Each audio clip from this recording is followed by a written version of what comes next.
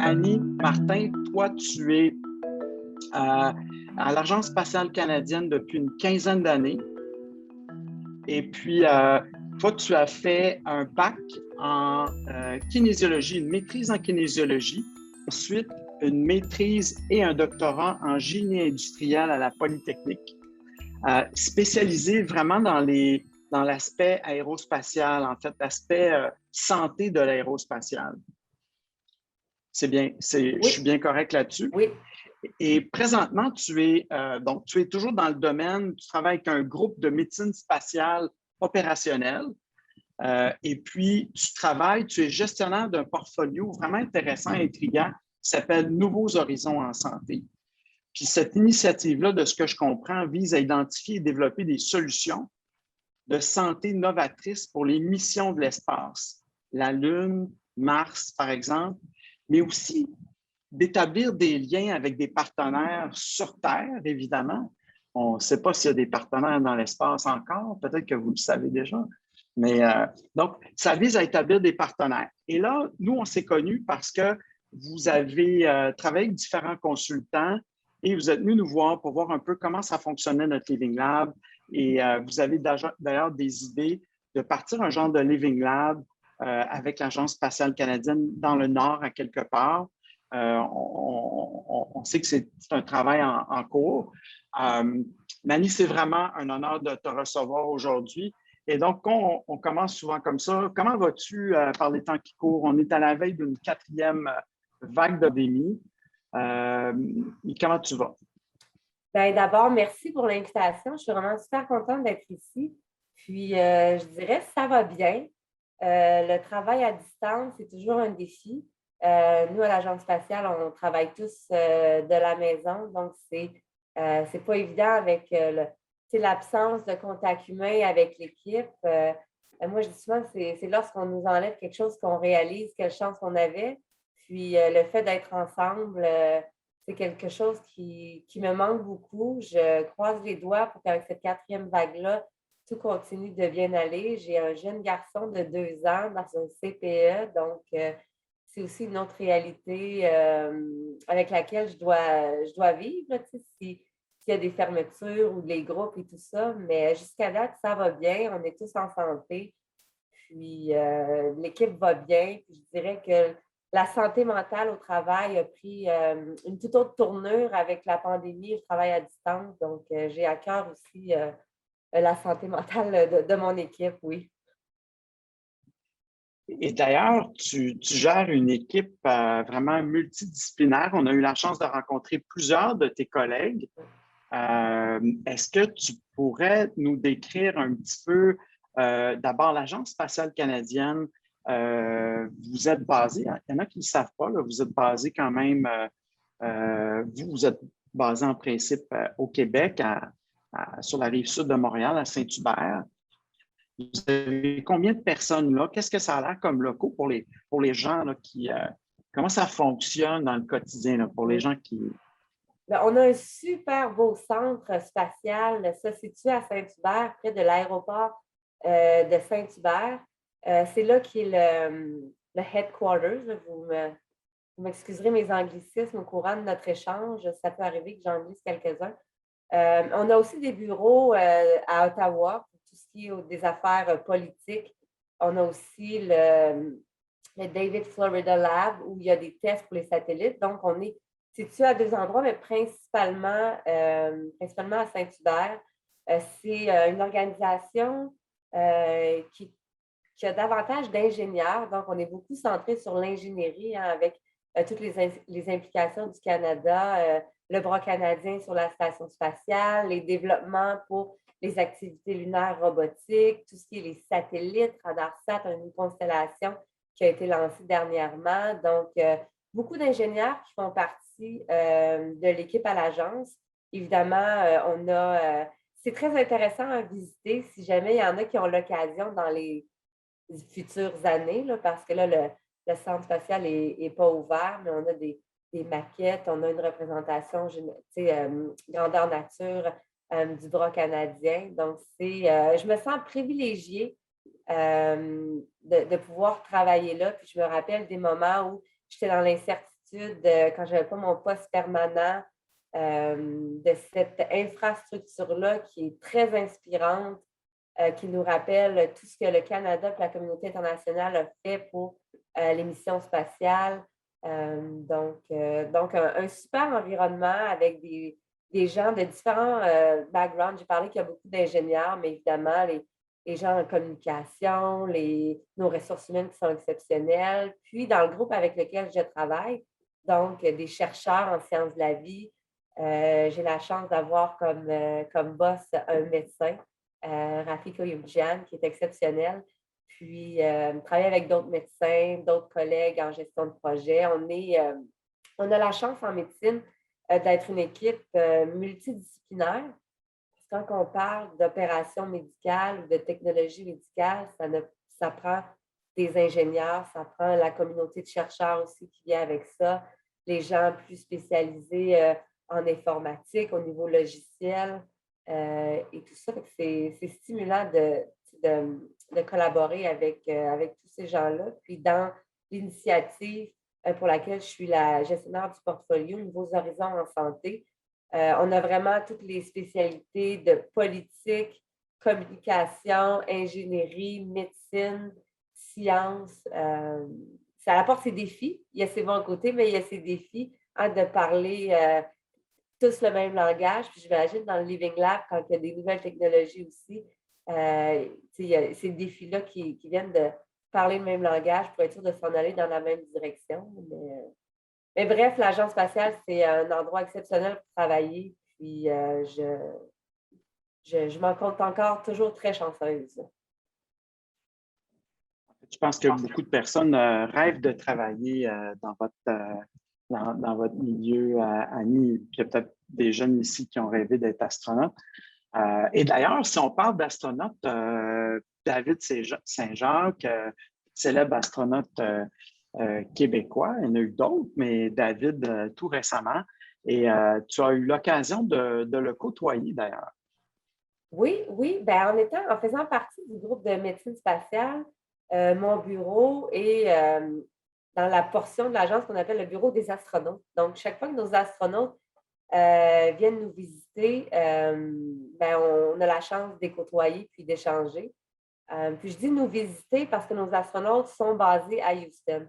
Donc, dès qu'ils sont recrutés, ils sont envoyés à Houston pour leur formation, la formation de base qui dure quelques années. Puis après ça, mais ils sont comme toujours en formation. Puis après ça, ils ont des activités plus opérationnelles, mais toujours à Houston. Puis ils vont revenir à Saint-Hubert lorsqu'il y a des activités spéciales ou des entraînements, les activités de communication, parce que sont très sollicités aussi au niveau partage avec les plus jeunes, les étudiants, les Canadiens en général. Donc, ils servent de porte-parole beaucoup pour ce qui est du mandat de l'Agence spatiale. Et puis j'ai eu la chance aussi de côtoyer David à plusieurs reprises, toujours très généreux, des échanges sur sa mission qui s'en venait, son entraînement et tout. Donc, c'est des contacts privilégiés. Puis, je dois souligner que nos astronautes, la sélection est super rigoureuse. Puis, on a la chance, on n'en a pas beaucoup au Canada, mais on a la chance d'en avoir qui sont très qui s'intéressent aux gens, qui s'intéressent à la collaboration avec les autres membres de l'équipe. Donc, ça fait toujours des discussions super intéressantes. Oui. Est-ce que je peux me permettre une anecdote? Je vais me permettre une anecdote. Quand j'ai commencé à l'Agence spatiale en 2005, j'étais une étudiante au bac. Puis on m'avait donné un bureau qui était libre à l'époque. Et les gens, souvent, viennent nous voir, on est un nouveau visage, nous posent des questions. Puis il y a quelqu'un qui est arrivé dans mon bureau, puis pendant 15 minutes, me parlait de mon bac en kinésiologie, ce que je faisais, le projet sur lequel je travaillais. Puis, au bout de 15 minutes, j'ai demandé, je dis, vous, à l'agence, vous faites quoi? Il me dit, bien, il dit, moi, je suis astronaute. C'était Chris Hadfield qui me faisait la conversation sur moi, ce que je faisais. Je dois vous avouer qu'après, je suis sortie, j'ai regardé toutes les photos des astronautes canadiens pour m'assurer que se reproduiraient pas. Mais c'est juste pour vous montrer à quel point ils sont généreux et humains. Et lui, aucun stress à ce que je lui pose pas de questions sur sa mission qu'il préparait. Là. Mais oui, Chris Hadfield aussi, des rencontres importantes dans ma carrière. Puis on voit aussi la qualité d'un bon leader qui est à l'écoute, puis aussi de s'informer des autres. Donc, comme M. Hadfield et David Saint-Jacques aussi est une personne comme ça. Nous, on l'a déjà invité. Donc, David a été formé aussi en médecine dans l'Hôtel-Dieu de Lévis en partie, a fait des stages et il a pratiqué dans le Nord, en fait, comme médecin. Et on a eu l'occasion de l'inviter à faire une session plénière en 2012, un congrès qu'on avait organisé à Lévis sur la médecine rurale. Et il était justement à Houston, donc dans son environnement. Il nous a montré des images de ça. Donc, ça a aussi fait rêver, mais quelqu'un d'extrêmement généreux aussi, évidemment. Merci pour cette anecdote, Annie. Donc, Annie, est-ce que tu pourrais nous parler? Donc, dans le stage de leadership et d'innovation, on parle beaucoup de comment établir une culture d'innovation. Et là, on sait, évidemment, on imagine l'Agence spatiale canadienne, c'est quand même financé par des fonds publics. Je veux dire, ce n'est pas un start-up privé. C'est très rigoureux, ça coûte très, très cher, innover dans ce domaine-là, évidemment. Beaucoup de réglementation. Comment vous faites pour créer une culture d'innovation? Donc, c'est quoi vos méthodologies de travail? Est-ce que vous laissez beaucoup d'espace aux idées folles ou est-ce que vous êtes beaucoup... c'est quoi la proportion de temps que vous pensez dans l'opérationnalisation, dans la gouvernance versus dans l'idéation et dans le pilote de projet? Écoute, tu as bien mis la table. Hein? On n'est pas une start-up et on utilise les fonds publics. Donc, il y a vraiment une grande rigueur qui est accordée aux exercices de gouvernance afin de s'assurer qu'on dépense les fonds publics de manière responsable, mais en même temps, tout en laissant la place à l'innovation. Donc, on a différents programmes ou initiatives qui nous permettent d'innover et de faire les choses différemment. Évidemment, lorsqu'on s'en va plus vers les phases opérationnelles, où il y a des satellites qui sont lancés ou des opérations sur la station spatiale, là, ça devient beaucoup plus strict et rigoureux dû au risque. Tout est souvent une question d'analyse de risque. Donc, il y a des moments où on essaie d'innover davantage et d'autres moments où on suit les processus un peu plus établis, justement dû à la complexité de faire voler des trucs dans l'espace. Je vais vous avouer que moi, je suis quelqu'un qui n'est pas fan du statu quo. Et puis, souvent, au niveau bureaucratique, on procède de la même façon. Mais j'ai la chance de travailler dans une initiative qui est Nouveaux Horizons en santé ou Health Beyond en anglais, si vous avez vu des trucs à cet effet-là, qui nous permet un plus d'essayer de changer les manières de faire. Et pourquoi, surtout notre initiative, c'est que nous, on s'adresse à une communauté non spatiale. Et c'est là le défi. Parce que l'industrie spatiale a ses manières de faire depuis longtemps, puis souvent qui aiment ces manières de faire-là, mais qui ne fonctionnent pas, nous, avec la communauté à laquelle on s'adresse. Hein, parce que la communauté biomédicale bouge très vite.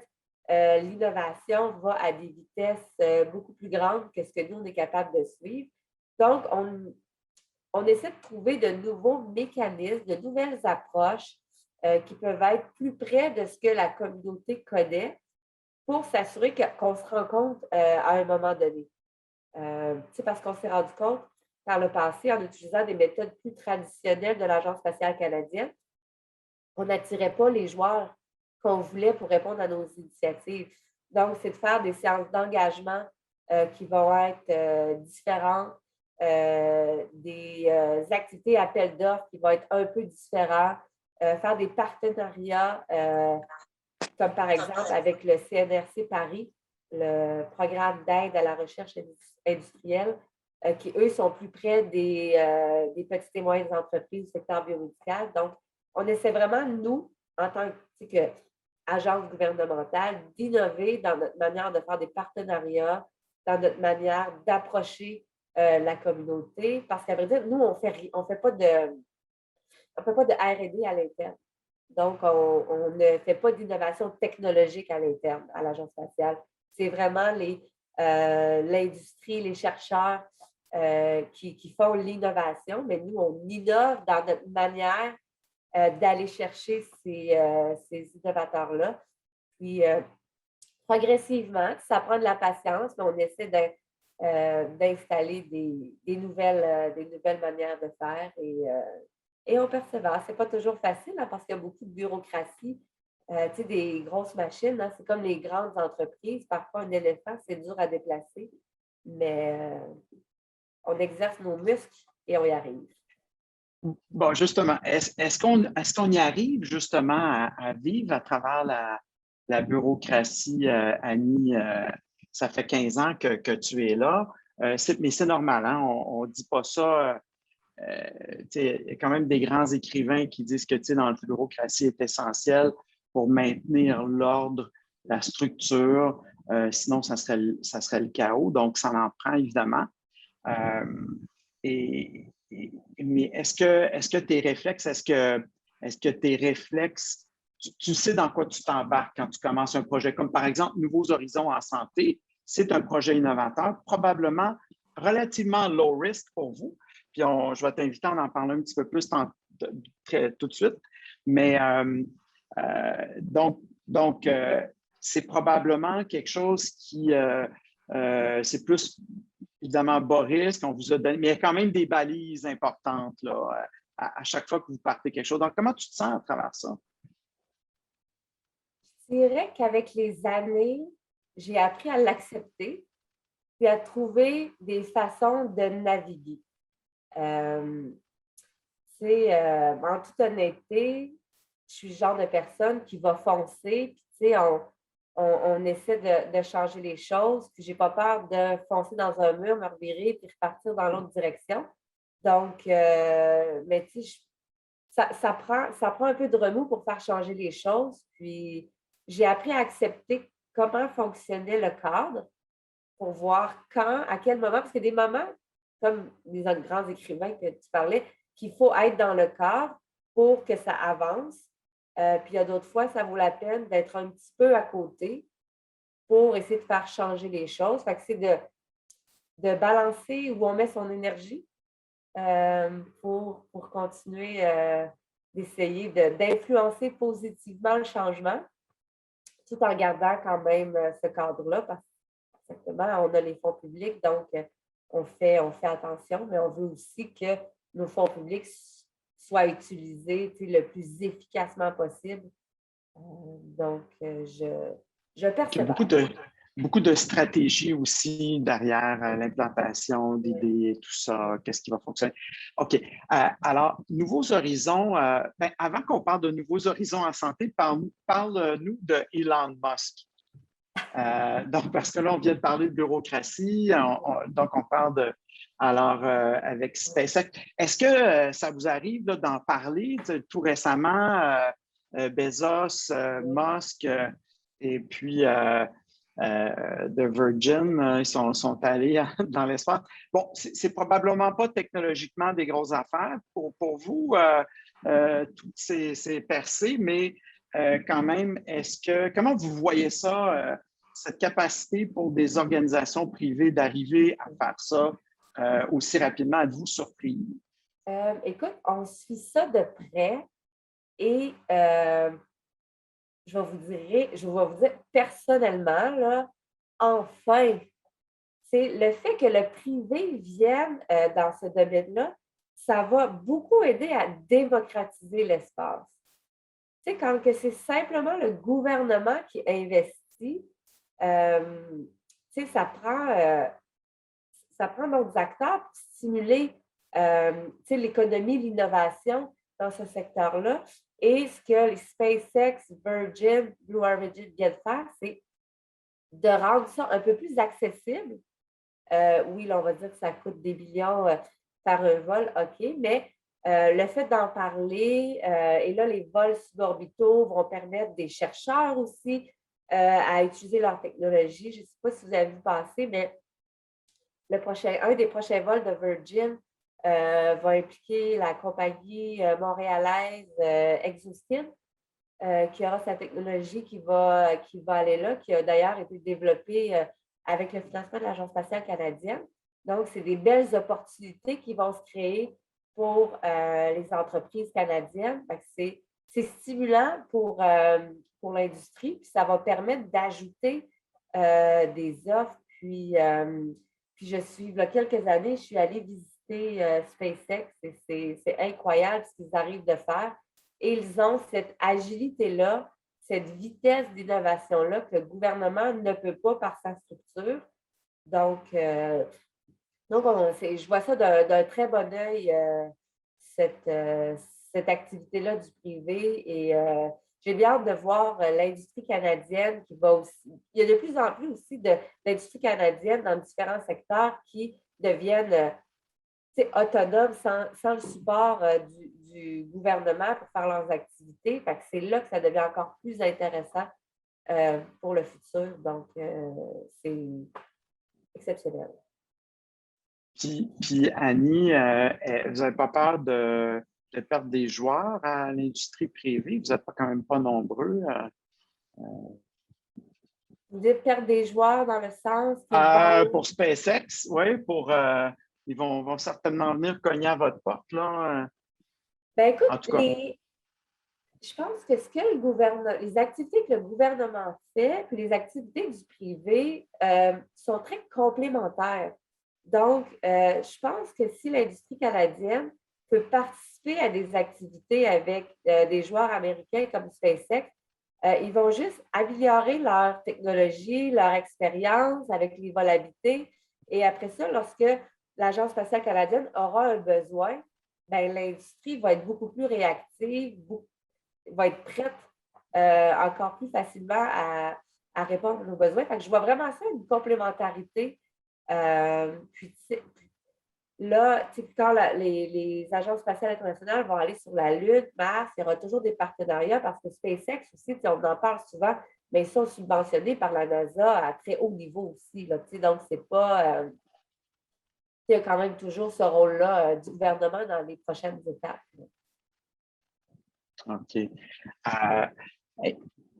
Annie, parle-nous de nouveaux horizons en santé. Parle-nous de cette initiative-là que j'ai parlé, j'ai introduit un petit peu tantôt. Je comprends qu'il y a un élément aussi de corporate social responsibility.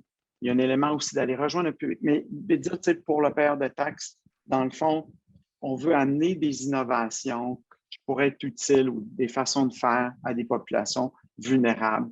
Et dites-moi, comment vous avez eu cette idée-là de faire ça dans les régions rurales et donnez-nous un exemple de comment vous allez procéder.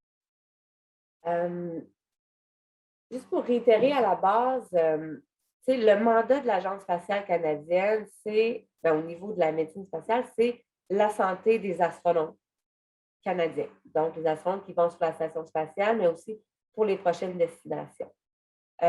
Et ça fait plus de 15 ans que l'Agence spatiale canadienne s'est dotée de la vision de préparer les missions vers Mars, parce qu'il y a eu un moment que la Lune, ce n'était pas une destination. Là, la Lune est revenue, mais vers la Lune et Mars, comment garder nos astronautes en santé? Et il y a des besoins technologiques, parce que nos astronautes, lorsqu'ils vont aller sur la Lune, délai de communication de 2-3 secondes, c'est pas si pire, mais on se prépare pour Mars, des délais jusqu'à 20 minutes. Donc, besoin de ce qu'on appelle autonomie médicale, donc l'équipage qui va être composé de peut-être 6 astronautes, soit en mesure de voir la santé de l'équipage, que ce soit via du monitoring, des technologies d'aide à la prise de décision, des technologies d'imagerie. On parle d'intelligence artificielle parce qu'il faut être en mesure d'augmenter les capacités de l'équipage. On n'aura pas une équipe de médecins comme dans un hôpital qui se penche sur un patient. Tu vas avoir le médecin en charge, à bord de l'équipage qui a une formation X, un peu d'entraînement, mais qui va devoir poser des diagnostics, parfois agir rapidement dans une spécialité qui n'est peut-être pas la sienne à la base. Donc, ce besoin technologique-là, on le prévoit depuis plusieurs années. On a commencé à investir de manière limitée, là, des petits investissements ici et là pour commencer à étudier ce besoin technologique-là pour le futur. Et je vous avoue que dès le début, en 2003-2004, il y avait déjà cette conscience-là des besoins sur Terre. Parce que oui, on est une agence fédérale, on voit toujours les bénéfices aux Canadiens dans les initiatives qu'on fait parce qu'on est redevable aux Canadiens. Mais le lien s'est rapidement fait avec les communautés vulnérables. On parle souvent des personnes âgées à mobilité réduite ou encore, on en parle encore plus pour les régions dans le Nord parce que c'est des défis qui sont similaires. On parle d'un manque d'expertise, des difficultés d'évacuation, de besoins technologiques pour prendre soin des gens malades sur place. Donc, le manque de formation ou de spécialistes et tout. Et on voyait beaucoup de parallèles. Là, si je donne l'exemple des communautés éloignées, avec ces communautés du Nord-là qui n'ont pas accès à des soins standardisés, là, comme pourrait avoir accès, moi, qui est sur la rive sud de Montréal. Et là, on se disait, comment on peut avoir une initiative, un programme qui fasse du sens pour répondre à notre mandat, qui est la santé des astronautes, mais qui a aussi des bénéfices pour les Canadiens. Puis en faisant l'initiative Nouveaux Horizons en santé, on essaie vraiment de créer ce parallèle-là avec les communautés vulnérables, avec des partenaires qui agissent à ces fronts-là. Parce qu'évidemment, nous, on n'a pas le mandat des soins de santé aux Canadiens. C'est pas notre mandat, puis on n'a pas l'expertise non plus pour le faire. Donc, c'est avec des partenaires. C'est comme quand on parle de notre initiative, je pourrais en parler plus tard, d'un site de démonstration dans le Nord. Des discussions avec des organisations qui voient aux soins de santé des populations autochtones, mieux connaître leurs besoins, où sont nos synergies. Parce que vu qu'on a des défis similaires, il y a évidemment des investissements clés qu'on peut faire qui peuvent répondre aux besoins de tous. Évidemment, il y a certains aspects technologiques qui peuvent être purement spatials parce qu'on n'en demeure pas moins qu'on a des contraintes dans l'espace. Mais avec ce focus-là sur les régions éloignées, par exemple, il a donné un sens aussi à ce qu'on fait, une portée à ce qu'on fait qui va au-delà de notre travail. Puis ça, personnellement, ça me donne l'impression qu'on participe à quelque chose d'encore plus grand de ce qu'on fait, bien qu'on n'ait pas cette responsabilité-là, mais au moins d'essayer de faire un pas vers ça, c'est encore plus stimulant. Et justement, le fait d'être des innovateurs qui s'intéressent à des populations vulnérables, ça va vraiment être excessivement important pour mobiliser justement d'autres innovations. Est-ce que tu peux nous donner un exemple de quelque chose de concret que vous êtes en train de déployer ou est-ce que c'est un milieu en particulier? Est-ce que vous allez... Parce que nous, on a beaucoup réfléchi avant de partir de Lévignan et Charlevoix, c'était est-ce qu'on a plusieurs solutions qu'on étudie dans les urgences rurales? Est-ce qu'on les déploie un petit peu partout, la télémédecine? Ou est-ce qu'on teste, on crée un genre de hub, puis on teste des trucs dans un milieu? Déjà là, c'est déjà un défi, hein? Mais vous, c'était quoi votre stratégie? Par le passé, lorsqu'on faisait des démonstrations technologiques, c'était dans un contexte purement spatial. On a participé en 2015 avec la NASA. Il y avait un équipage qui restait 30 jours dans une capsule qui était comme lunaire et on testait des technologies avec ces participants-là qui ne sortaient pas de leur capsule pendant 30 jours. Et c'était un peu le type de démonstration qu'on faisait. avec l'initiative Nouveaux Horizons en santé et cette proximité qu'on essaie de faire avec les régions éloignées, les Canadiens, on voulait aller au-delà de ça, puis créer quelque chose qui allait vraiment être à la rencontre entre nos besoins, puis les besoins des communautés. On est encore à la phase de planification. Donc, le lieu, l'endroit n'a pas encore été défini. C'est sûr que la première mouture de ça va être un site seulement, en collaboration avec une communauté autochtone, établir des besoins. Eux vont nous donner leurs besoins, on a les nôtres, on va essayer de trouver des technologies qu'on a financées ou qu'on va financer qui pourraient répondre, puis à l'aide de médecins, d'infirmières, les gens sur les lieux, puis aussi nous, d'avoir des démonstrations à ce niveau-là. Donc, il n'y a pas de détails sur le lieu. Évidemment, ça va être en fonction des partenaires qui vont être définis très prochainement. Et la vision derrière tout ça, c'est de faire un premier site, mais après ça, d'étendre avec différents hubs, si je peux me permettre l'anglicisme, qui vont devenir des lieux pour faciliter la démonstration technologique, tant d'un point de vue besoin spatial que besoin des communautés. Parce que quand on parle de besoin spatial, il y a tout l'aspect éducation au niveau des sciences, technologies, ingénierie et mathématiques, là, les 12 thèmes. Donc, il y a différents volets à ce qu'on veut faire. Puis, donc, on va en faire un premier, après ça, voir par la suite comment on peut se positionner avec différents partenaires pour démontrer nos technologies, pour devenir un joueur envergure internationale qui fait des démonstrations technologiques, mais aussi qui joue un rôle pour favoriser l'adoption de nouvelles technologies dans ces communautés-là.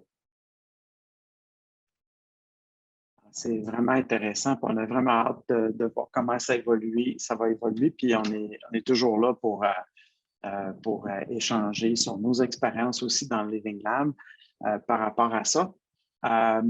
Annie, ce que je vais faire maintenant, c'est je vais laisser pour à peu près une trentaine de minutes les questions à l'auditoire. On commence généralement par les étudiants en médecine dans le stage de leadership et d'innovation. Et puis, ce qu'on va faire, mais on a la première question, on va la laisser à notre invité spécial aujourd'hui, Major général Marc Bilodeau, qui est aussi médecin. Et donc, Marc,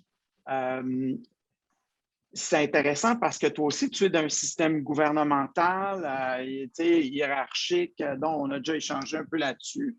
C'est un peu comme l'Agence spatiale canadienne. Vous n'êtes pas nécessairement à viser d'innovation, OK, autant que c'est dans l'ADN probablement de l'Agence spatiale canadienne. Mais toi, personnellement, tu es quelqu'un qui est vraiment intéressé par l'innovation, Marc. Et je ne sais pas, en écoutant Annie, si tu as des réflexions, si tu as des questions, des commentaires, je serais curieux de t'entendre. Puis je m'excuse de te mettre sur le spot comme ça. Puis nous, on se tutoie là, pour ceux qui viennent nous rejoindre. Là, on se connaît peut-être quelques petites choses ensemble. Là. Donc, je t'écoute, Marc, on t'écoute.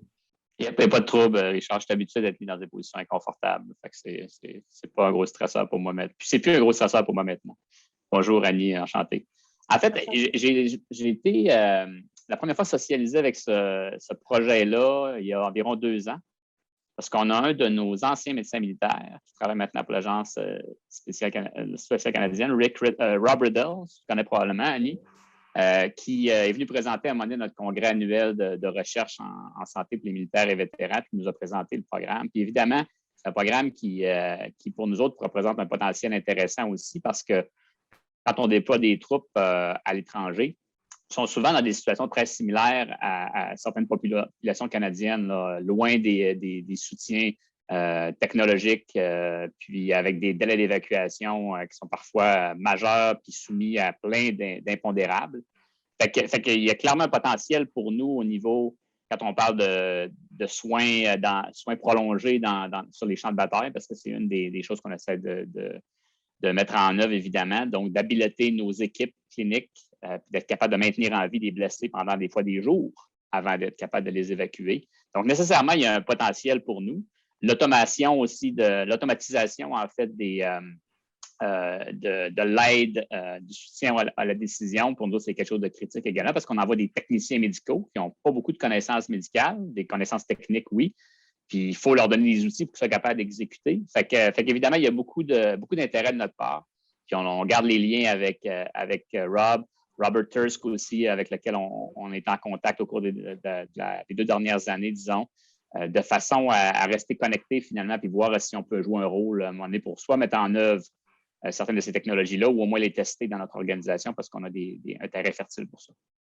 Ce n'est pas une question, c'est plus un commentaire. Mais tu sais, pour commenter à la suite, c'est vrai qu'il y a beaucoup de rencontres je dirais même au fil des 10 dernières années. Notre ancien chef médecin, Dr. Jean-Marc Comtois, avait aussi un bagage militaire. Donc, on avait eu différentes rencontres à différents moments, beaucoup de synergie. Tant au niveau de nos objectifs, et on se rend compte aussi que beaucoup d'entreprises qu'on finance ont aussi certains contrats avec la défense. Donc, sans que ce soit du dédoublement, là, mais il y a du financement pour une partie qui va aider, puis après ça, donc ça vient que ça construit. Puis on aura encore plus d'intérêt dans les prochaines années là, à continuer de peut-être collaborer plus formellement. Là. Puis on a un rôle aussi dans le dépistage pour les astronautes, le dépistage médical, parce qu'évidemment, il y a une grosse partie du dépistage qui est très similaire pour nos pilotes de chasseurs, par exemple, et les astronautes. Et qu'il y a une partie du processus qu'on fait avec nos médecins militaires qui ont une expertise en médecine aérospatiale. Il y a une partie importante qui est faite à Toronto également dans notre centre de médecine environnementale. Fait qu'il y a déjà des liens assez serrés là, à plusieurs niveaux. Un peu de par l'historique, par le fait qu'il y a beaucoup de médecins militaires qui aboutissent à l'agence spatiale éventuellement, mais parce qu'il y a un intérêt commun aussi au bout de la ligne. Exactement. Non, tout à fait d'accord. Merci beaucoup, Marc. Très intéressant cet échange. Alors là, j'aimerais vraiment ouvrir les questions pour, en priorité, les étudiants en médecine. Sont habitués de se faire mettre en the spot. Là, ça fait partie de notre culture. Puis c'est une culture sécuritaire, donc je veux dire, il n'y a pas de bonne et de mauvaise réponse, puis les gens sont à l'aise et tout. Ils sont habitués à ce format-là. Annie, il y en a qui ont fait 4 mois de stage. Nicolas, lui, a fait 4 mois de stage, donc 2 mois informels. Il s'est juste joint à nous pour voir comment ça marchait, puis ensuite nous a aidé à recruter d'autres étudiants. Et ça, c'est la première fois qu'on fait ce stage-là avec des étudiants en médecine junior, donc de la première à la 3e année de médecine. Avant, on a fait plusieurs cohortes avec des résidents, parfois seniors, donc des résidents qui vont tomber en pratique. Et c'est la première fois qu'on essaie. C'était un mois excessivement chargé. Ils ont été mandatés. Tout de suite, l'hôpital de Baie-Saint-Paul était sous menace de fermeture. Vous en avez entendu parler. L'hôpital flambant neuf, construit au coût de presque 300 millions, devait fermer de 3 heures le soir à 8 heures le matin. Et donc, nous, on l'a appris dans les médias. Puis, on a décidé en partie de déployer les étudiants sur la réflexion par rapport à cette situation-là. Mais aussi, on travaille sur un projet de télémédecine. Ils utilisent beaucoup le design thinking, donc ils ont beaucoup lu, ils ont lu plusieurs livres sur l'innovation, sur le leadership, et ils ont en appris beaucoup sur le terrain. Et là, la première question, je vais leur poser une question. Et donc, vous avez entendu l'Agence spatiale canadienne, leur approche, par exemple, dans les régions rurales. Vous connaissez un peu le Living Lab, vous avez tout lu à date ce qu'on a fait jusqu'à maintenant. Je vais commencer avec Nicolas. Qu'est-ce que tu penses que va être la force de l'Agence spatiale canadienne dans sa capacité de déployer des innovations dans une région rurale éloignée par rapport à nous autres, par exemple? Mais quel est aussi leur angle mort? Ils ont-ils un angle mort auquel ils ont déjà commencé à réfléchir, mais qui n'ont pas discuté aujourd'hui? Donc, Nicolas, de tout ce que tu sais maintenant, je te laisse répondre à cette question-là, puis peut-être poser une question, mais là, tu es rendu à un stade où tu peux vraiment bien répondre aux questions. Oui, ben c'est une grosse question, mais je dirais peut-être que votre force, c'est vraiment comme, tu sais, vous êtes une, tu sais, comme, comme Mme Martin, tu sais, vous avez dit, tu sais, si vous êtes une grosse machine, puis il y a comme beaucoup d'innovation, tu sais, par rapport, tu sais, à votre organisation, fait que je pense que c'est vraiment un plus, tu sais, que vous pouvez apporter aux régions éloignées. Mais je pense que, tu sais, le fait, tu sais, ben, je sais pas, tu sais, encore là, je suis vraiment très ignorant par rapport à, tu sais, toutes vos diverses missions. Mais je pense que d'aller sur le terrain dans des régions éloignées, c'est peut-être quelque chose que vous êtes moins habitué. J'imaginerais donc peut-être que ça serait un peu votre blind spot que je pourrais voir, mais en toute humilité parce que je connais vraiment pas le sujet. Là. Puis j'aurais peut-être une autre petite question par rapport à ça, un petit peu. C'est sûr que moi, vu de l'extérieur, j'entends Agence spatiale canadienne, puis je suis vraiment impressionné et très inspiré. Puis je me demande si à l'interne, il y a toujours cette inspiration-là, puis s'il y a comme ce climat de travail, comme quoi, genre, sur comment je peux dire ça, sur ce quoi vous travaillez, c'est inspirant. Est-ce que vous trouvez qu'il y a un peu ça dans votre organisation, si ça vous aide à mieux compléter vos projets? Ben, merci, Nicolas. Puis, écoute, je dirais que c'est le blind spot, puis l'effet wow qu'on peut avoir dans notre organisation va sûrement nous aider. Puis écoute, si tu cherches un stage à l'hiver prochain, tu me contacteras. On cherche toujours des étudiants motivés. S'ils ont de l'expérience, c'est encore mieux. Puis pour répondre à la question, évidemment, il y a toutes sortes d'individus à l'agence spatiale ou dans n'importe quelle organisation.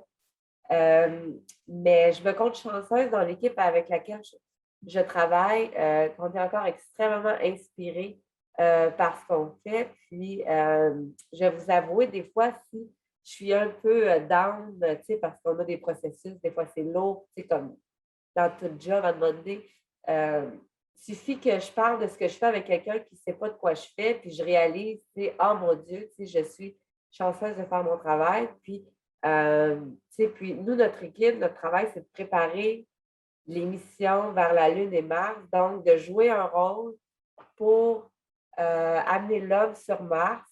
Moi, juste le fait de penser à ça, ça me motive à me lever le matin et à venir devant mon ordinateur. Donc, je pense que c'est une chance qu'on a de pouvoir être autant inspiré avec ce à quoi qu'on veut faire. Puis, je dirais que les gens qui m'entourent sont passionnés, donc sont motivés et ça l'aide. Souvent, dans les différentes organisations gouvernementales, il y a du roulement d'employés. Dans beaucoup d'organisations aussi non gouvernementales, beaucoup de roulement d'employés. Et je dirais que le groupe de médecine spatiale opérationnelle de l'Agence spatiale canadienne, les gens aiment tellement leur travail qu'il n'y a pas vraiment de roulement. Ça m'a pris 8 ans à avoir un poste permanent parce qu'il n'y avait juste pas de roulement. C'est pour vous dire comment les gens aiment ce qu'ils font. C'est vraiment c'est vraiment un gros plus. Puis, salaire versus bonheur au travail, ça a une valeur inestimable. D'aimer qu'est-ce qu'on fait, là. Oui. J'espère que ça a répondu à la question. Oui, merci beaucoup. Ouais. D'ailleurs, c'est intéressant et ça prépare la prochaine question que je veux poser à Diane. Et Diane, tu pourras aussi poser une question à Annie. C'est comme un peu votre examen de fin de... Alors, vous avez lu sur plusieurs caractéristiques de leader. Aujourd'hui, Annie a fait part de plusieurs de ces caractéristiques d'un bon leader. Est-ce que tu as noté différentes choses, Diane, sur les caractéristiques d'un bon leader, donc chez Annie, juste en l'observant comme ça? Déjà, elle communique très bien et puis, on dirait qu'elle est vraiment comme involved dans son équipe, qu'elle est là sur le terrain. Ouais, je la connais pas personnellement, alors je sais pas, mais d'après juste ça, et puis, c'est très important de comme d'activer le monde autour pour justement, c'est pas toujours comme, c'est pas tous les jours qu'on parle à des gens de l'agence spatiale. Et puis déjà, ça semble ce qu'ils font, c'est un peu comme out there. Alors d'essayer d'amener ça et puis de concrétiser ça à des gens, lay people et tout ça, pour vraiment comme to get people excited des projets, ça c'est comme très important aussi. Alors, tu sais, je vois ça. C'est intéressant. Et une autre caractéristique, Diane, je ne sais pas ce que tu en penses, mais Annie, dans le volet wellness du stage, elle mentionne beaucoup de gratitude. Combien de fois elle a dit aujourd'hui comment elle est contente de travailler pour l'Agence spatiale canadienne? Parler du recrutement, de la rétention. C'est intéressant de voir ça, de le manifester. Et on sait que l'expression de gratitude contribue au bonheur. Donc, c'est une pratique que je fais d'ailleurs, les pratiques de gratitude. Là, consciemment. Que je recommande à tout le monde à la fin de la journée. Là. Oui. OK, parle-nous de ça. Je vais vous avouer que côté leadership, je lis beaucoup là-dessus, ça m'intéresse beaucoup. J'ai fait référence tout à l'heure à Dr. Jean-Marc Comtois, qui était le chef médecin à la retraite depuis cet été. Mais lui était un leader incroyable et dans le cadre de mes lectures, ça demandait l'exercice de penser à un leader qui nous inspire, puis un leader qui ne nous inspire pas, puis de voir un peu les caractéristiques de comment on veut être et comment on ne veut pas être. Puis moi, Dr. Comtois était pour moi le meilleur leader que j'ai rencontré. Parmi les caractéristiques, écoute active, manifester la confiance en équipe, pensée stratégique, soutien de l'équipe au bon moment. C'est pour moi des caractéristiques qui sont importantes.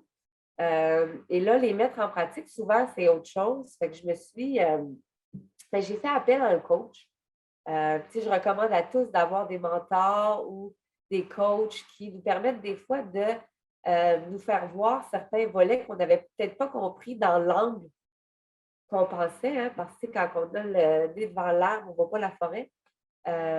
Puis pour revenir à ta question sur la gratitude et tout ça, j'ai mes routines de méditation du matin, de loupe mentale positive pour bien commencer la journée avec planification, gratitude à la fin de la journée pour vraiment comprendre des fois qu'est-ce qui est important. Des fois, on focus sur les problèmes et c'est frustrant, mais il y a tellement d'interventions positives dans une journée avec les individus qu'il faut le reconnaître. Puis, ça permet, je pense, de maintenir une santé mentale aussi à travers tout ça. Merci, Annie. Est-ce que Diane, tu avais une question en plus? Oui, en fait, donc c'est ça. Là, nous, on est en train de travailler comme sur la télémédecine et tout ça. C'est une des solutions dont on est en train d'essayer de voir pour comme combler les lacunes qu'il y a dans les hôpitaux ruraux.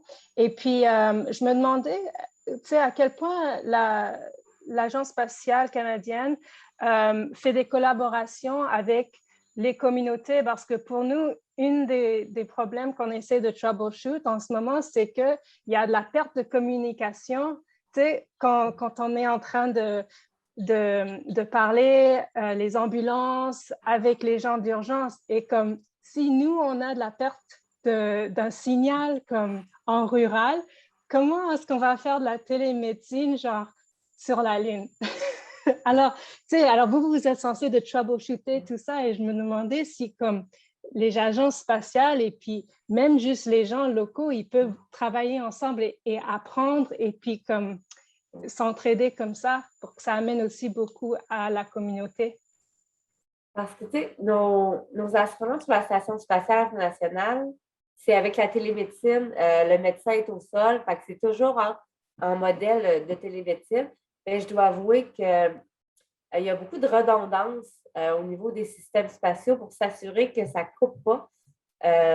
Donc, les les communications sont relativement plus solides peut-être que dans les régions rurales. Et un aspect important qui touche au niveau de la collaboration, une chose que nous, on essaie de bien faire, c'est selon notre mandat. On ne peut pas... c'est difficile des fois d'établir toutes les collaborations qu'on voudrait faire avec tous les partenaires qui ont des problèmes similaires avec nous. Je pense que qu'est-ce qu'on essaie d'utiliser, c'est beaucoup communication en termes de parler des leçons apprises, de qu'est-ce qu'on fait, qu'est-ce qu'on ne fait pas, aller chercher des connaissances, donc beaucoup de partage de connaissances.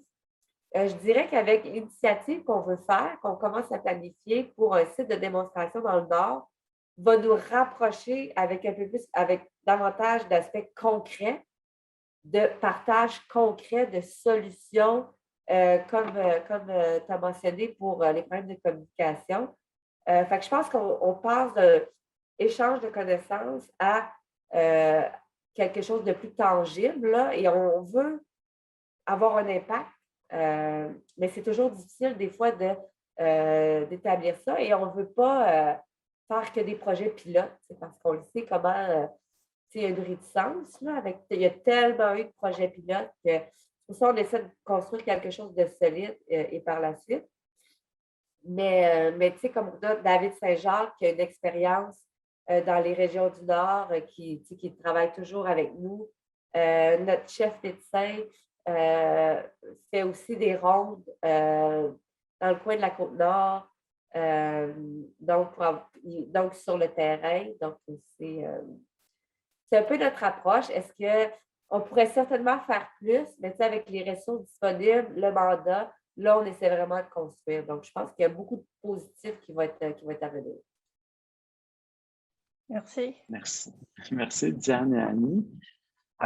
Probablement même que si on vous mettait dans une pièce, on est en train d'essayer de déboguer les problèmes de déconnexion entre la Malbaie puis Québec là, sur des transferts de patients avec React. Probablement que si on vous mettait dans une pièce pendant une couple d'heures avec le major général et vous, le problème serait probablement réglé plus facilement qu'on pense. Donc, je vais aller avec Émeric maintenant. Donc, bon, Émeric, toi, ta question, on va dire, d'examen aujourd'hui. Fait que, toi, tu es sur le terrain déjà depuis 2 mois, tu vois ce qui se passe, tu vois les barrières. Tu as aussi été immersé. Ça, j'ai oublié de le dire, Annie. Les étudiants font aussi une école d'été de rédaction scientifique. Donc, ils doivent amener une publication scientifique à un autre niveau. Donc, avec nos étudiants de maîtrise, doctorat. Donc, ils ont ce travail-là. L'Agence spatiale canadienne, corrige-moi si je me trompe, Annie, mais votre visée n'est pas de publier des articles scientifiques. Ce n'est pas votre business. Et ça, c'est quand même, tu connais quand même ce domaine-là pour avoir fait un doctorat. C'est une grosse business. Cette business-là de publier, c'est plus lent, les comités d'éthique, etc. Alors, Émeric, c'est quoi ta réflexion, toi, par rapport à la composante recherche, l'importance de la recherche dans l'innovation? La recherche publiée, documentée dans une littérature pérenne pour faire vivre des innovations. Donc, pourquoi publier ces choses-là? Pourquoi même aller étudier l'Agence spatiale canadienne et voir leur processus d'innovation? Comme on fait aujourd'hui, en fait. Aujourd'hui, c'est une documentation de comment vous faites, Annie, verbale, là, vidéo. Mais on apprend sur vous, on le documente. Qu'est-ce que tu penses, toi, Émeric, de tout ça? Oui, en fait, comme on disait souvent, là, on s'en est parlé souvent avec l'école d'été et tout, la recherche, si on ne publie pas, ça reste de quoi d'abstrait, ça reste de quoi qui est dans les airs, tout le temps comme c'est souvent la différence entre un projet pilote puis un projet qu'on lance pour vrai. Hein. Fait que, le fait de publier, ben, ça ancre le tout et après ça, ben, c'est toujours là. Donc, une fois qu'il est publié, ça ne revient pas en arrière. Il va être là pour le futur, il peut être utilisé après ça comme building block pour un autre projet. Ça peut être référé, tu sais, c'est là que ça crée un réseau d'entraide entre les chercheurs et les scientifiques. Puis, ça m'amène un peu à penser à, tantôt on parlait du public versus le privé dans dans l'industrie spatiale et tout, ben, c'est un peu ça. Si le public veut utiliser le privé pour comme euh, faire avancer le tout, parce qu'on sait que bon, SpaceX amène exemple des innovations avec du funding différent, ben, si SpaceX garde tout et dit rien, ça ne fera pas rien avancer. La même chose un peu en science. Si tous les projets qui se créent, il n'y a aucune publication, c'est perdu, c'est de l'avancement, c'est de l'énergie qui est mise, qui servira ultimement à rien là, pour faire avancer les choses. Euh, Puis comme moi, bon, ben, comme nous, en fait, les étudiants en médecine, on n'a pas un doctorat, on ne fait pas une thèse de doctorat, mais juste de publier ce qu'on a fait cet été, juste de. euh, on a chacun un petit projet, on a chacun. Excusez-moi, OK. Ma batterie est basse, là, mais ouais, c'est ça, on a chacun un petit projet, puis juste de publier ça, ben, ça fait avancer les choses dans Charlevoix, ça fait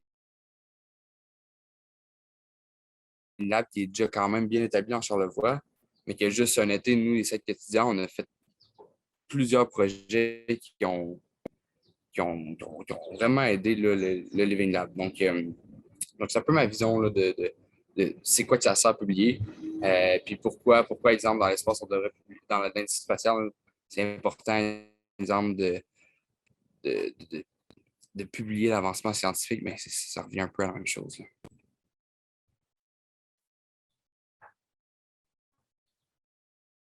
Est-ce que tu veux réagir à ça, Annie? Ben oui, puis je dirais que je suis tout à fait d'accord. Puis on encourage, je dirais que les chercheurs qui sont financés pour faire de la recherche en sciences de la vie, par exemple à bord de la station spatiale ou dans le cadre d'investigation là, sur Terre, eux vont publier. Hein. Les chercheurs académiques qu'on finance, ils ont cette même dynamique-là du besoin de publier. Hein. Quand on dit publish or perish, c'est une réalité. Puis je dirais qu'on a des chercheurs qui vont beaucoup publier sur leur recherche.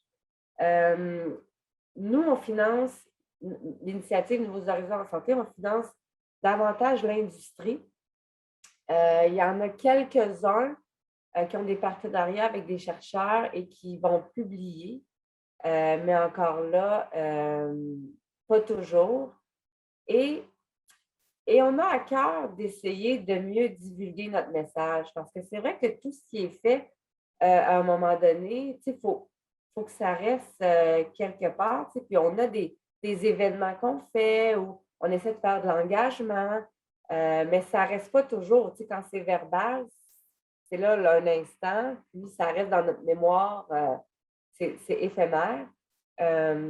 Et je dirais que dans l'année qui vient, on a déjà une publication prévue qu'on va bientôt commencer à rédiger pour essayer de publier l'initiative sur laquelle on travaille, présenter nos activités. Mais nous, on n'a pas de sujet, puis on n'a pas un niveau de recherche scientifique comme toute expérimentation scientifique. C'est davantage plus politique ce qu'on fait, mais il y a quand même une manière de publier dans certains journaux qui acceptent ce type de publication-là.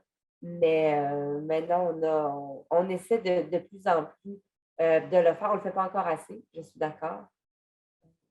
Ce que tu dis, c'est quelque chose on est conscient, mais j'imagine qu'il y a toujours une question aussi de temps et de dédier, de priorité. Puis là, Émeric, peut-être que tu viens juste de me faire la leçon. Il faudrait peut-être prioriser ça davantage. Puis je suis d'accord. Puis j'espère qu'on va pouvoir en faire plus pour faire rayonner ce qu'on fait. Intéressant. Un bon point, Émeric, Annie. Cody, qu'est-ce que je pourrais bien te poser comme question test, Cody?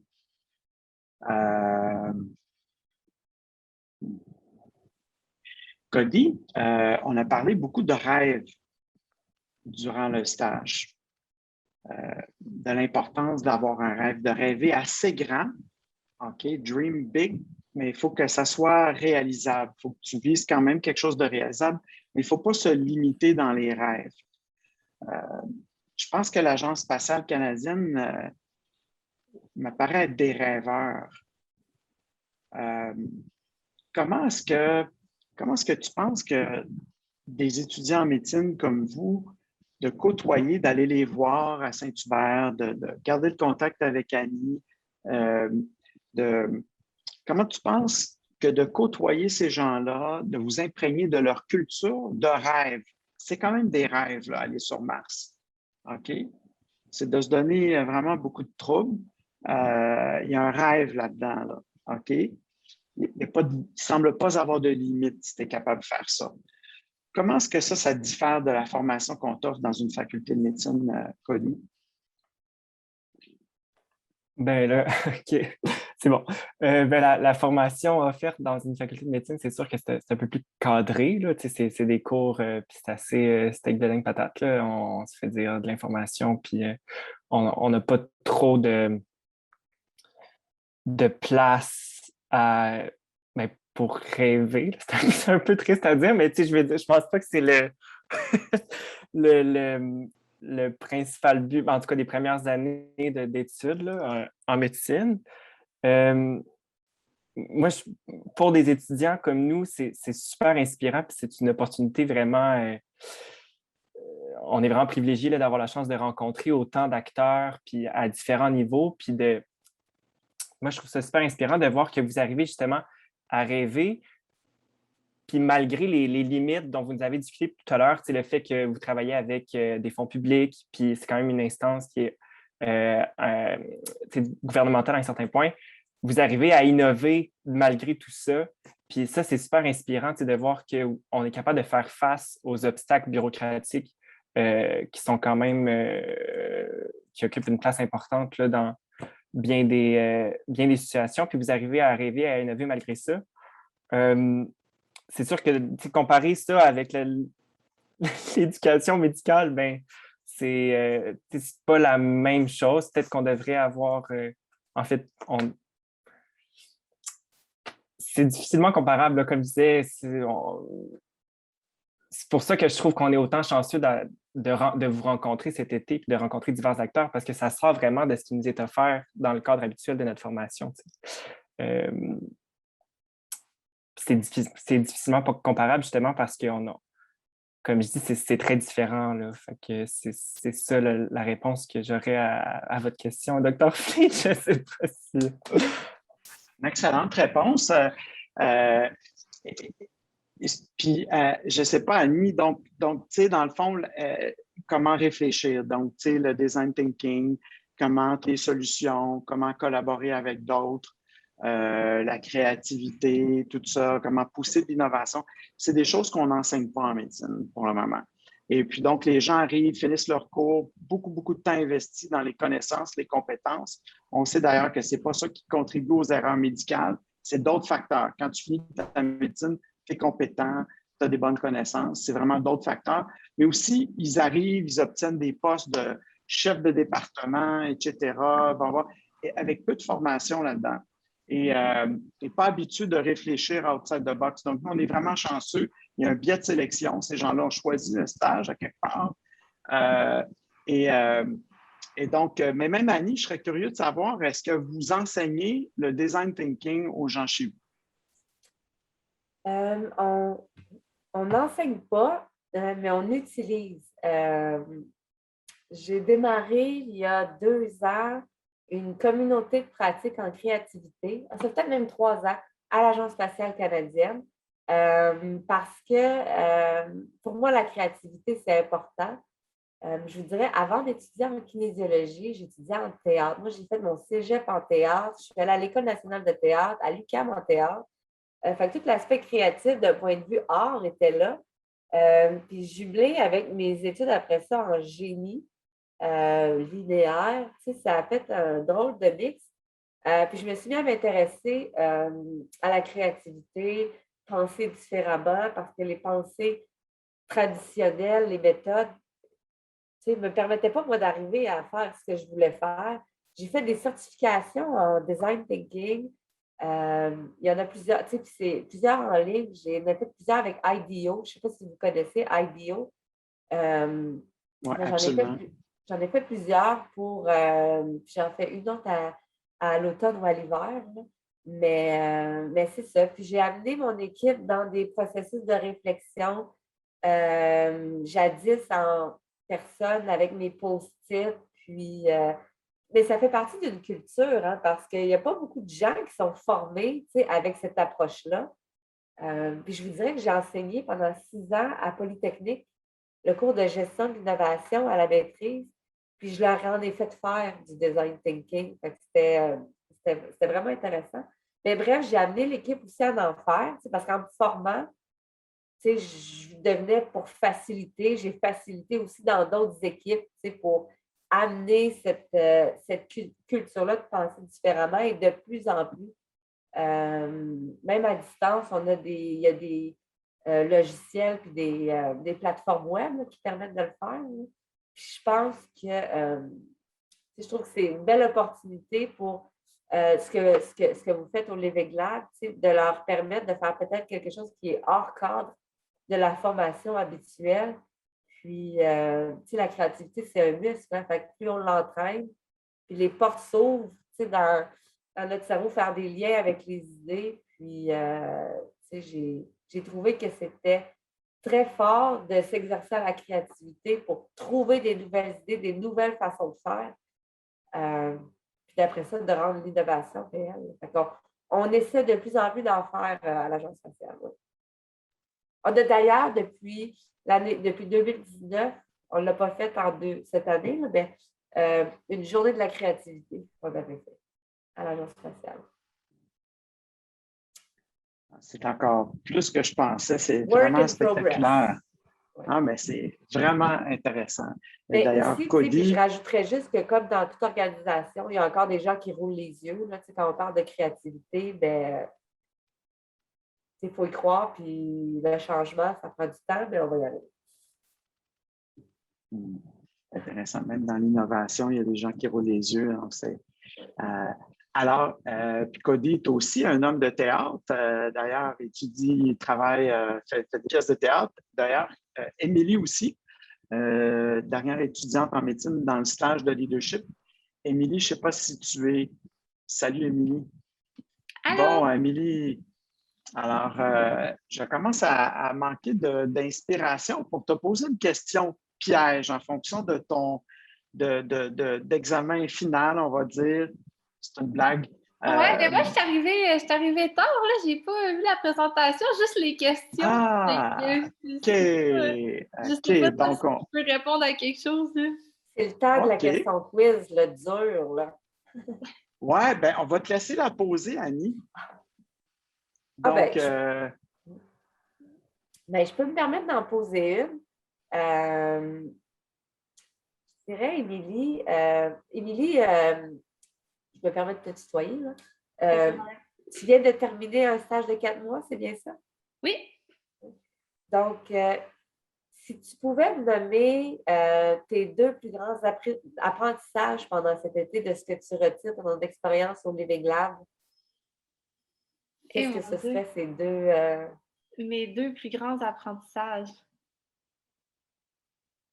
C'est une grosse question, hein? Je m'excuse. Il n'y a vraiment pas de problème. Mais je pense que à propos du pouvoir qu'on peut avoir en tant que personne qui arrive avec un esprit neuf, entre guillemets, même si on arrive puis on connaissait pas beaucoup ça, la recherche, tout le monde qui était là, les 5 étudiants. Puis malgré ça, on est allé sur le terrain, on a parlé aux gens, puis moi, ça m'a vraiment impressionné, là, comment on a réussi à arriver à des beaux résultats quand même en travaillant en équipe, en donnant notre maximum. Juste malgré le fait que comme on est juste des étudiants en médecine du préclinique, mais il y a juste Diane qui avait un background en recherche un peu, je pense. Là. Fait que c'est ça. Puis après ça, du côté de l'innovation, j'ai Du côté de l'innovation, j'ai vraiment appris à partir de zéro là, parce que je ne m'étais jamais vraiment intéressée à ça. Je n'avais jamais vraiment appris là-dessus. Mais autant que d'innover, tu sais, ça peut être quelque chose de naturel, de facile quand tu te mets à pencher là-dessus, tu sais, dans l'esprit du design thinking, comme d'aller se mettre en mode créatif. Tu sais, une fois que tu es en mode créatif, j'étais impressionnée de voir comment que ça se mettait à débouler à partir de là. Puis, en même temps, en parallèle de ça, à quel point l'innovation, des fois, avec la bureaucratie, puis toutes les institutions, puis tout, comment que ça peut être bloqué à des niveaux qu'on penserait que c'est vraiment simple. Puis, ouais. Ah, mais super. Merci, Lily. Oui, ça fait Good plaisir. job. Good job. Là, je ne sais pas, est-ce que je pense qu'on va terminer vers main 5? Donc, il resterait à peu près une dizaine de minutes. Et je veux vraiment en faire un petit exercice pour toi. Le mot de la fin est pour tout le monde. Comme on fait assez souvent, Annie, tu vas voir. Peut-être une ou deux questions de la foule en rapid fire des gens. Donc, je ne sais pas qui voudrait poser une question. Laurence. OK, Laurence du AMHL. Oui, en fait, j'ai une question parce que je veux commencer par te remercier, Annie, c'était super intéressant.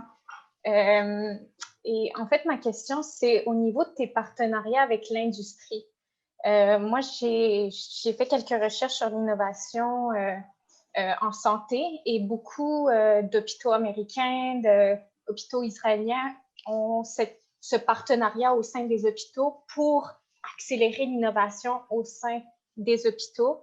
J'aimerais bien savoir c'est quoi ton expérience de partenariat avec l'entreprise et quels conseils pourrais-tu donner aux hôpitaux pour débuter un partenariat avec les entreprises, promouvoir des relations avec les entreprises pour accélérer l'innovation. Merci. Laurence, je m'excuse juste, Laurence.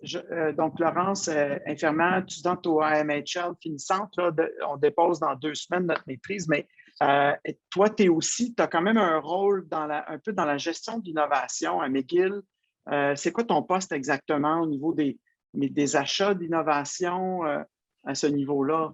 Oui, c'est ça. Je suis dans l'acquisition des meilleurs produits. Donc, là-dessus aussi, je fais le lien entre les achats et les unités de soins, mais tout ça, ça a aussi une composante de clinical trials, genre comment on peut aller voir les entreprises pour négocier, pour faire des essais cliniques pour qu'on ait les meilleurs produits, les meilleures technologies pour nos unités et pouvoir innover finalement nos pratiques de soins.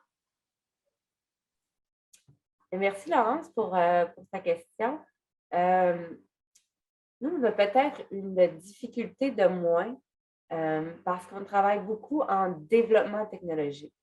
Les technologies, pour répondre à notre besoin pour les missions vers la Lune et Mars, n'ont pas besoin d'être homologuées en ce moment, parce que de toute façon, au rythme de l'innovation, quand on va aller sur la Lune dans 7-8 ans, bien, les innovations vont avoir été tellement rapides que ça va être autre chose. Donc, on est beaucoup dans le prototype parce qu'on s'intéresse beaucoup à comprendre les requis, les contraintes, les meilleures pratiques, c'est quoi les meilleurs outils, les meilleures manières de faire pour toujours être au fait de comment faire avancer la technologie pour que ce soit prêt en 2030 puis qu'on ait les solutions les plus adéquates. Donc, on finance beaucoup de recherche et développement.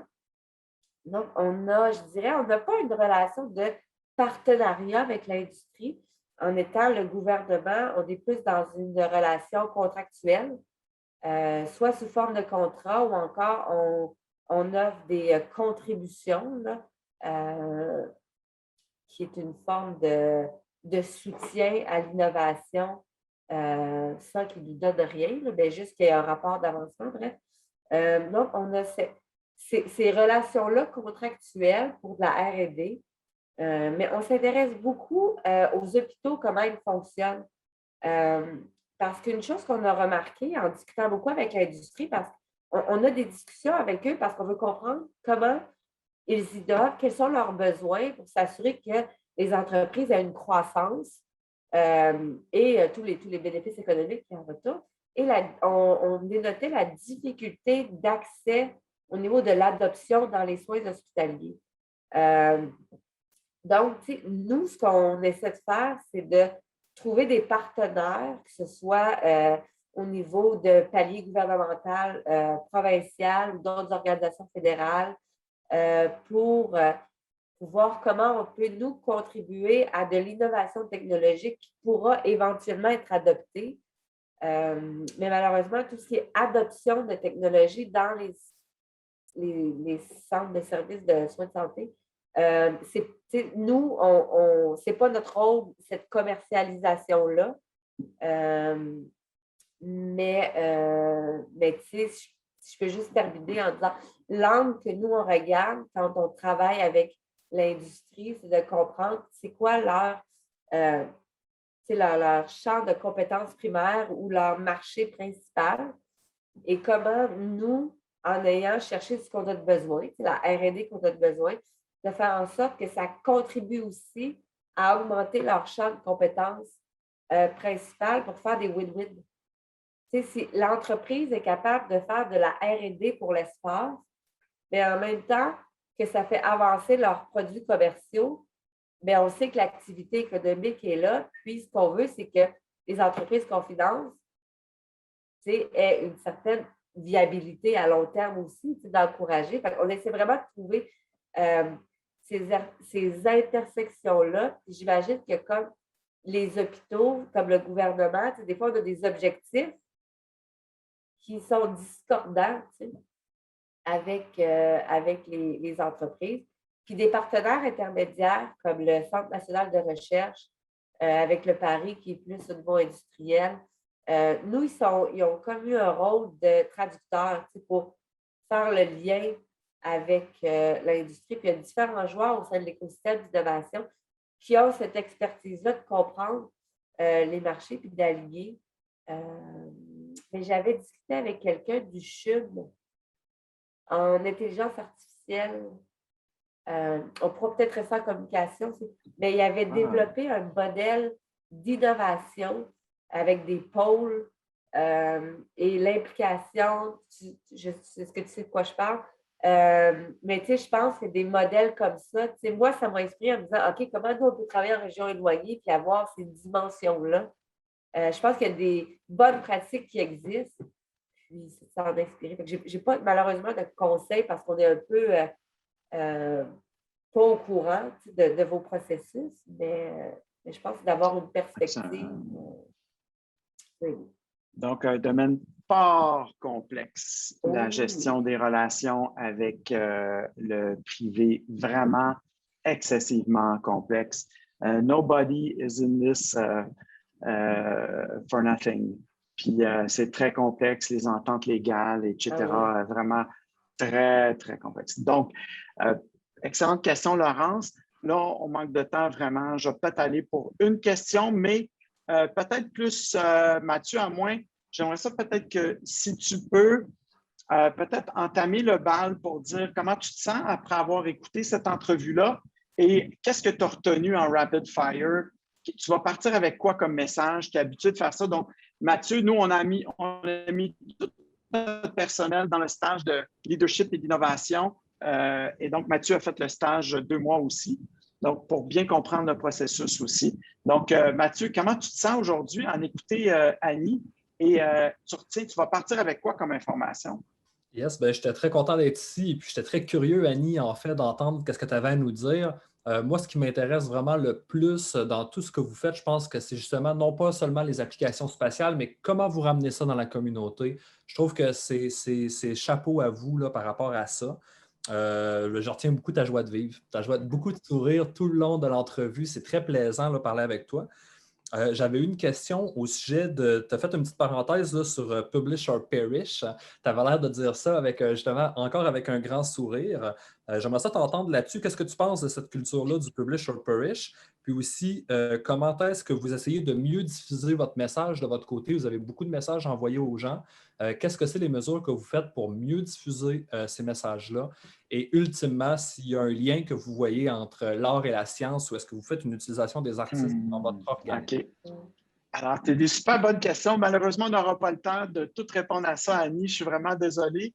Mais Annie, si tu veux en choisir une, puis un rapid fire, une phase ou deux, pour juste Écoute, puisse, j'ai roulé les yeux publish or perish parce que je trouve qu'il y a tellement de billets maintenant à la publication. J'ai étudié les co-citations dans mon doctorat, puis je trouve que ça a dénaturé parfois la valeur d'une citation scientifique ou quoi que ce soit. Donc, je trouve ça dommage, publish or perish, parce que des fois, il y a tellement d'activités autres qu'une publication, mais là, c'est une course aux publications. Puis moi, je n'étais pas une fan de publier. Mais on essaie, avec nos communications, d'améliorer notre message, site web, médias sociaux, différentes stratégies de communication, événements, webinaires. Est-ce que je peux me permettre une petite publicité? Je vais me le permettre.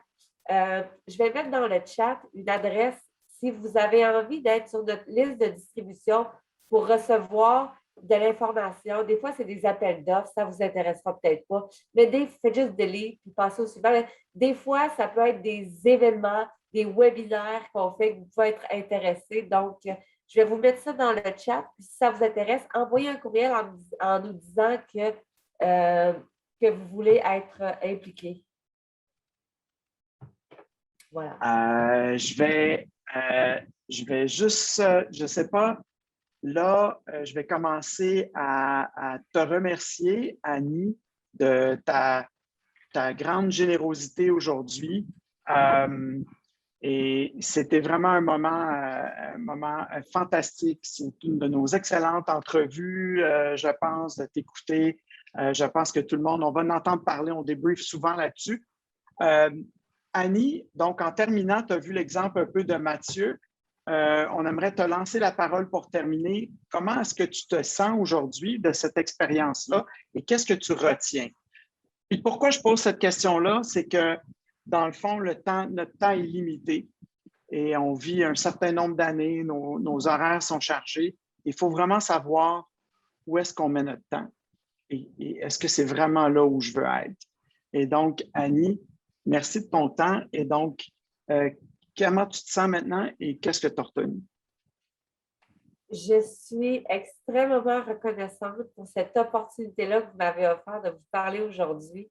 C'était des discussions leadership, créativité, technologie, innovation. J'ai vraiment trouvé ça très stimulant avec les interventions aussi à la fin, les questions.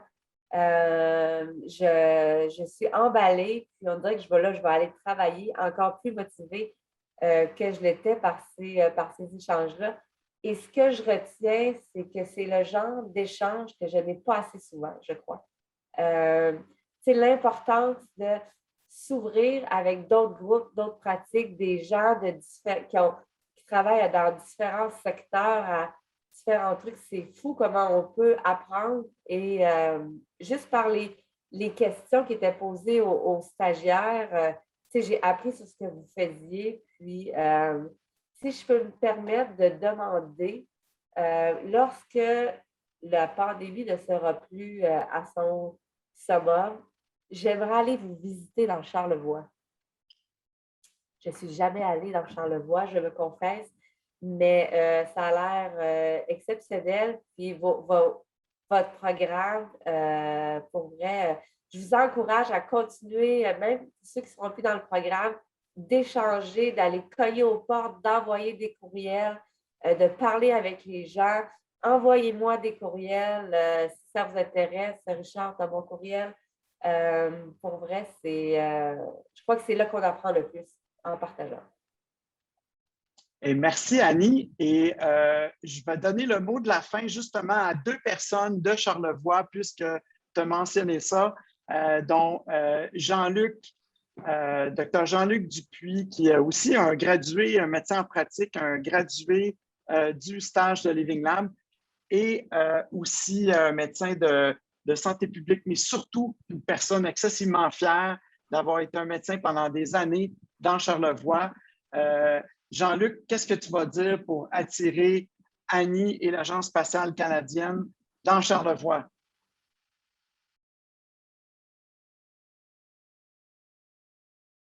T'es muté, Jean-Luc.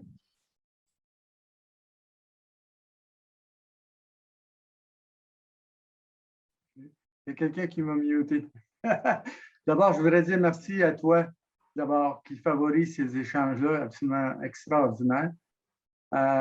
Puis, ces rencontres-là, effectivement, avec d'autres professionnels dans d'autres domaines, me ramènent à toujours l'immense problème qu'on a en région. J'aurais aimé ça discuter avec notre invité, lui poser un cas pratique dans une région éloignée, comment est-ce qu'elle gérerait ça. Et j'ai retenu beaucoup la permanence des gens qui étaient à l'Agence spatiale.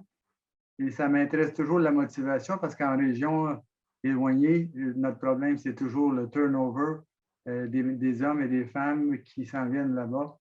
Et j'aimerais ça échanger ça, mais le fait qu'elle ouvre la porte à son site, c'est formidable pour nous autres. Alors, moi-même, qui était un praticien de longue date ici, qui a connu ce que c'est le plus dur de la médecine des régions éloignées, y compris dans le Grand Nord, on a fait des pas de géants et je souhaite toujours, comme j'ai dit à Richard, qu'il y ait ici dans Charlevoix une branche académique de la médecine des régions rurales ou éloignées. Et je pense qu'actuellement, avec tout ce cerveau collectif qui est en train de se bâtir autour de toi, Richard, on n'est pas loin de mettre les bases. Et je pense qu'à partir de ce moment-ci, on va pouvoir avoir des appuis financiers pour le faire. Alors, avec des invités comme Annie Martin, ça me fascine d'avoir son passé artistique. Puis j'ai toujours pensé que le génie et les arts n'allaient pas ensemble. Je suis obligé de me réviser. Et ça fait dans le fond des gens qui sont créateurs à l'intérieur de la rigueur scientifique. Merci beaucoup. Et merci Jean-Luc. Merci. Merci beaucoup Jean-Luc. Et Jenny, donc comment tu vas attirer Annie et l'Agence spatiale canadienne dans Charlevoix? Pourquoi est-ce qu'elle devrait s'intéresser à Charlevoix? Parce que c'est quoi, qu'est-ce qu'il y a d'intéressant dans Charlevoix, Jenny Barrette? Bien, premièrement, il y a un petit je ne sais quoi, en tout cas, à Baie-Saint-Paul. Il y a une énergie de créativité puis de transformation où j'ai l'impression que depuis une dizaine d'années, Charlevoix attire plein de monde qui sont un peu out of the box, là. Puis je pense que tu vas vraiment aimer ça, venir plonger là-dedans. Puis, tu sais, en écrivant l'invitation, tu sais, je voyais un petit peu quel grand sujet du Living Lab on allait discuter. Puis, je n'avais pas vu venir le fait qu'on allait parler de wellness, qui est un des sujets, tu sais, qu'on aborde dans le stage.